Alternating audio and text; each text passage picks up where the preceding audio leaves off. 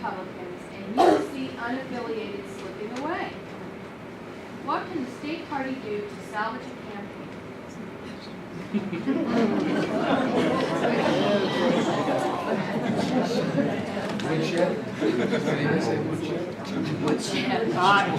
There's a role for the state chairman or for any party leader to take the candidate to the woodshed sometimes.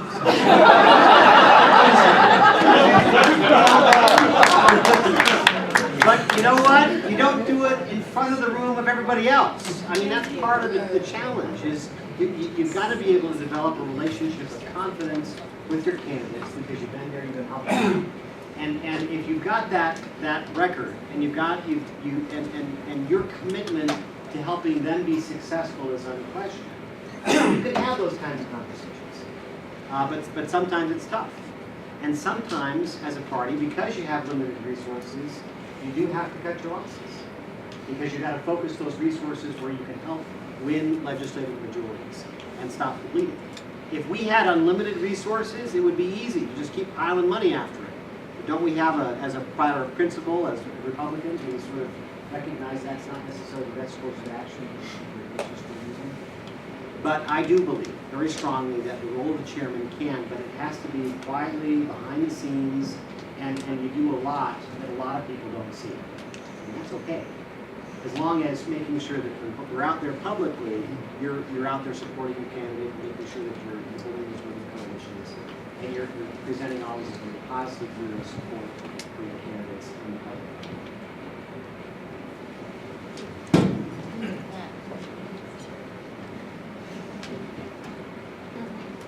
I like the woodshed thing, but I agree with Ryan. In the military, we have a pretty simple rule of thumb. Praise publicly, criticize privately. We're probably, great minds are going to think alike more than one say that. And there's, you know, I got to say this as an aside, there's a lot more that unites all four of us up here than divides all four of us up here. This is not, there is no personal antipathy, these are my friends. And I certainly hope that with my coming in, we will still be friends. And I hope whoever wins, we will stay involved and help each other going forward. That's the key thing. And I think all of us will do that, because that's the kind of people we are. But yes, as the state party chair does have that role. First off, you criticize privately, you take them aside, you steer them back on track. The other thing is the state chair does have that holy pulpit. When the Denver Pravda goes for a soundbite, who do they go to? They go to the state party chair. The state party chair has got to be able to be relentlessly on message.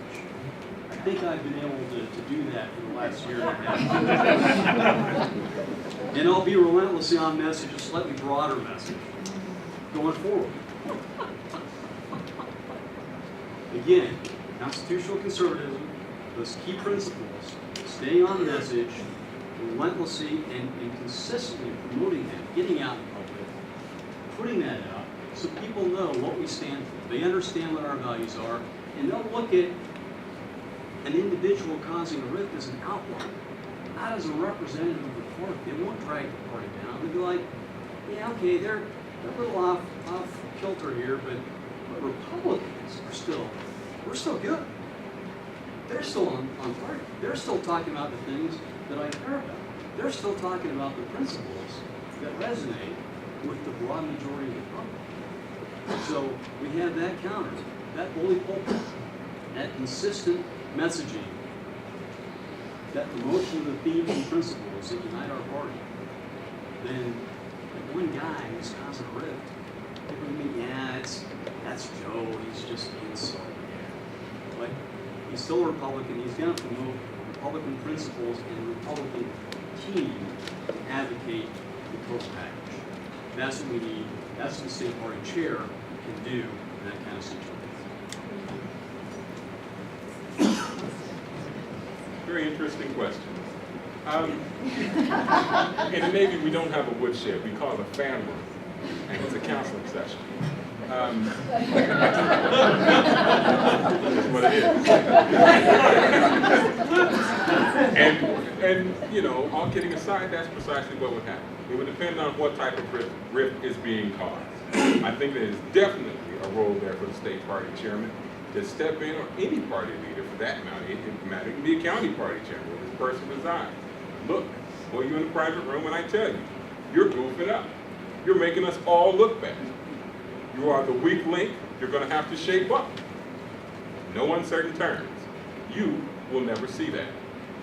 What you will see is that candidate standing there and be promoted. But what that candidate will see is a 14 double E. Possibility.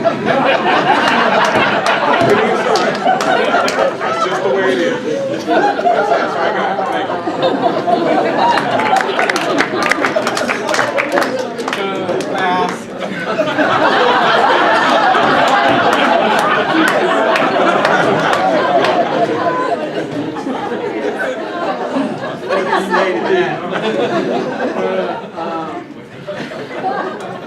What size are your feet?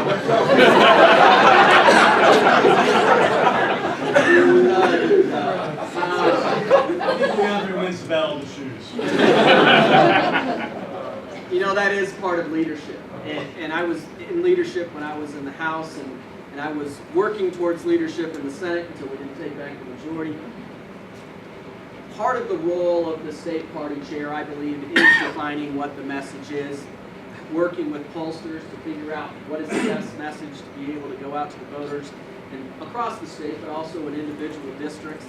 I think it's important for us to be able to give that kind of leadership, give the candidates a message that will win in their districts and across the state.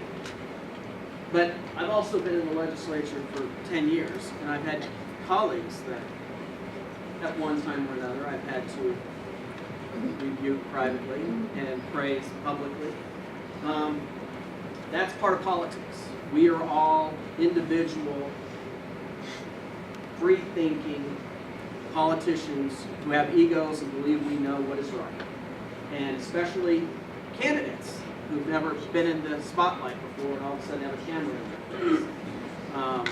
We need to work with them to help them come up with a message, know what to say when the media puts a microphone in their face, and help them to be able to maneuver through those areas. So it's kind of not exactly the answer to the question, but we have to show some leadership to all these candidates. Not nearly as funny as that.